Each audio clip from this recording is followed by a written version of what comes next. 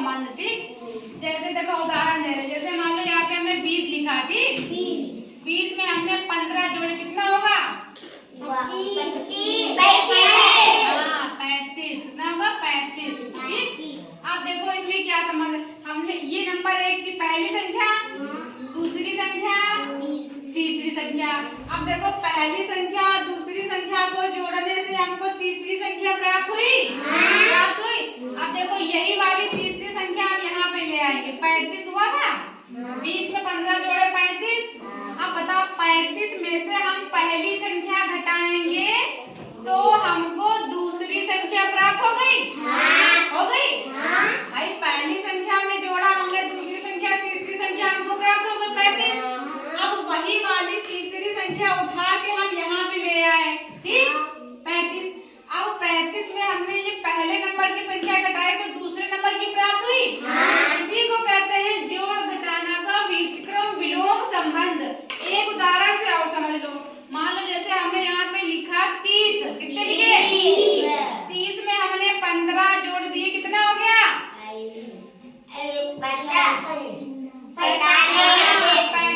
कितना हो गया? 45। अब ये पहली संख्या, दूसरे नंबर की संख्या, तीसरे नंबर की प्राप्त हुई। अब देखो ये तीसरी वाली हम यहाँ पे ले आए, 45 ले आए।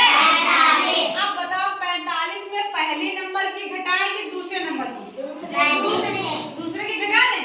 दूसरे नंबर पे थी हमारी 15, तो 45 में दूसरे नंबर की संख्या घटाई, पहली प्राप्त हो गई। है देखो, कोई नई संख्या है? सब वही संख्या है। इधर से उधर गए, उधर से इधर आए, निकल गया आंसर, निकला।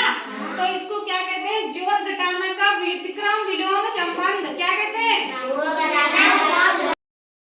संख्या रेखा पे हमने कुछ गिनतियां लिखी, 65 से लेकर 77 तक लिखी थी। एक तो तुमने ये वाला समझ लिया था। ठीक, अब इसी चीज को हम संख्या रेखा के द्वारा समझेंगे।